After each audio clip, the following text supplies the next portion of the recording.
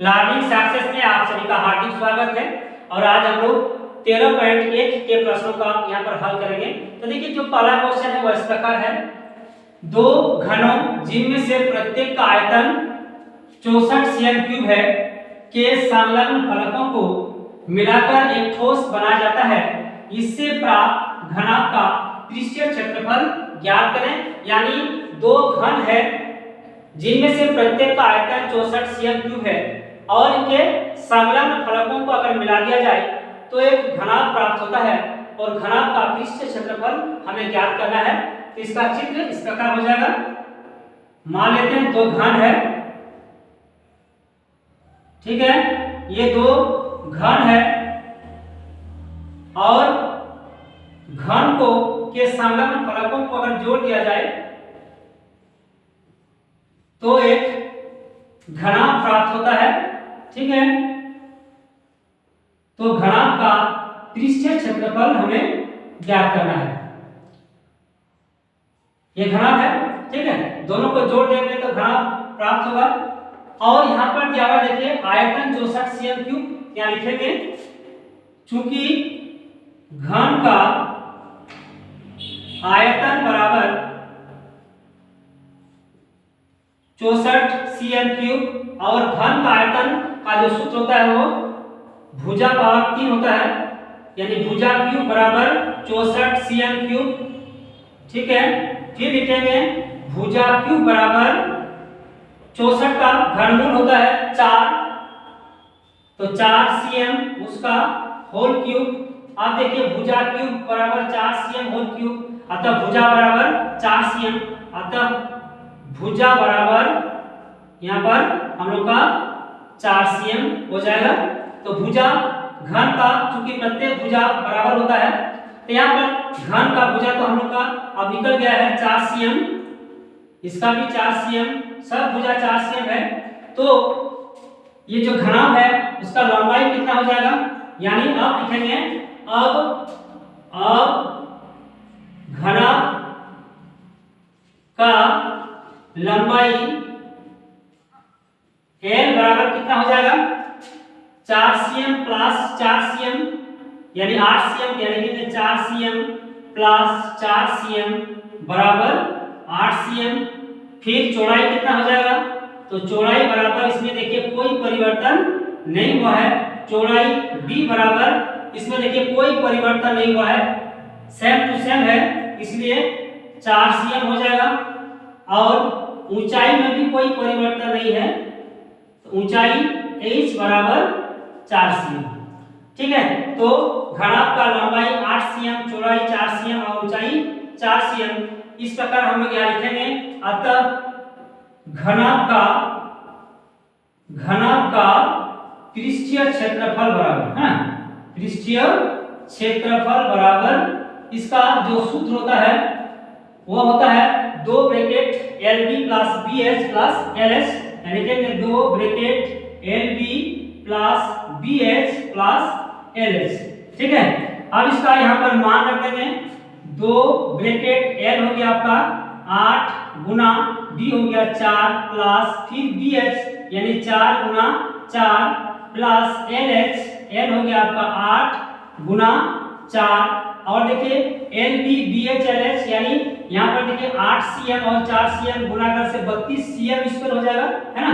तो cm², इसलिए यहाँ लिखेंगे cm²। तो बराबर यहाँ पर कितना आ जाएगा, 2 ब्रैकेट, अब इसको गुना कर लेंगे, 8 गुना 4 32 हो जाएगा, 4 गुना 4 16 हो जाएगा और 8 गुना 4 32 हो जाएगा और cm²। फिर इसको ब्रैकेट के अंदर जो संख्या है इसको जोड़ लेंगे, यानी 2 गुना 32 और 32 64 और 16 80, इसलिए लिखेंगे यहाँ 2 गुना 80 cm²।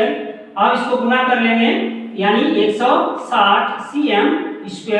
अतः जो घनाभ हमें प्राप्त हुआ उस घनाभ का पृष्ठीय क्षेत्रफल 160 वर्ग सेंटीमीटर है। अब सवाल नंबर 2। सवाल नंबर 2 इस प्रकार है, कोई बर्तन एक खोखले अर्धगोले के आकार का है जिसके ऊपर एक खोखला बेलन अध्यारोपित है। अर्धगोले का व्यास 14 cm है और इस बर्तन की कुल ऊंचाई 13 cm है, इस बर्तन का आंतरिक पृष्ठीय क्षेत्रफल ज्ञात करें। यहाँ पर देखिए कहता है कि एक बर्तन है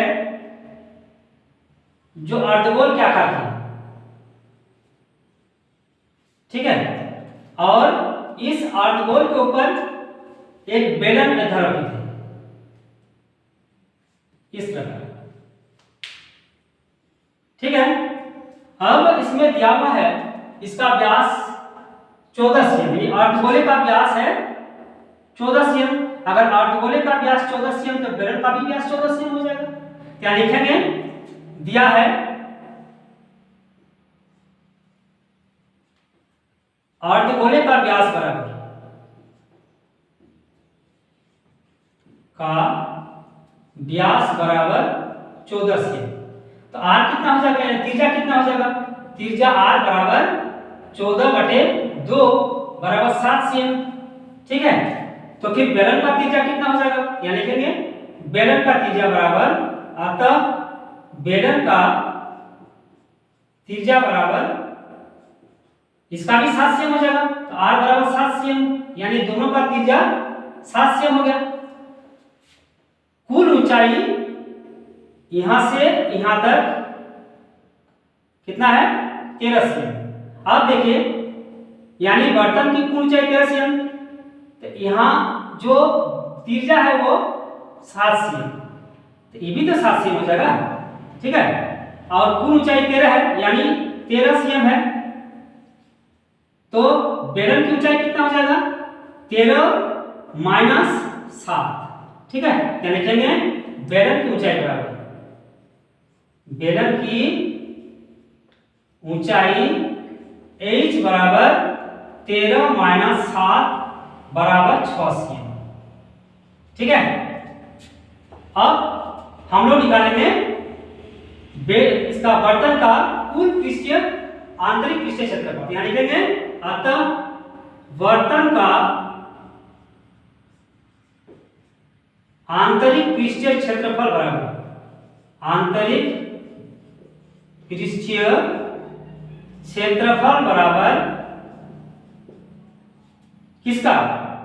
बेलन का आंतरिक पृष्ठीय क्षेत्रफल और अर्धगोले का आंतरिक पृष्ठीय क्षेत्रफल। तो बेलन का जो पृष्ठीय क्षेत्रफल उसका सूत्र होता है 2πrh और अर्धगोले का होता है 2πr², यानी 2πrh प्लस 2πr²। अब यहाँ पर हम लोग कोमा ले लेंगे, यहाँ देखिए 2 है, यहाँ पर भी 2 है, 2 फिर पाई यानी 2πr 1 है, यहाँ r 2 है, इसलिए 1 r ले लेंगे यानी 2πr कॉमन बचा कितना? h प्लस यहाँ कितना बचा? 1 r बचा, बराबर 2 गुना पाई का मान 22/7 गुना यहाँ r 7 cm, यानी 7 फिर ब्रैकेट h कितना है?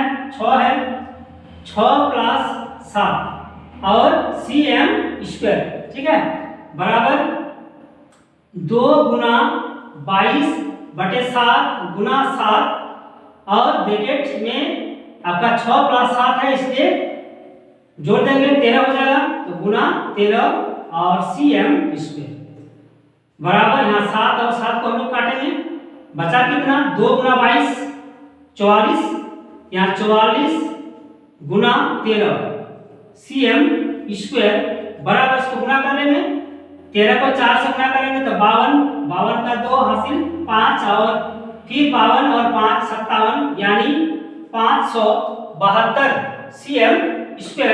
इस प्रकार इस बर्तन का आंतरिक पृष्ठीय क्षेत्रफल 572 वर्ग सेंटीमीटर है।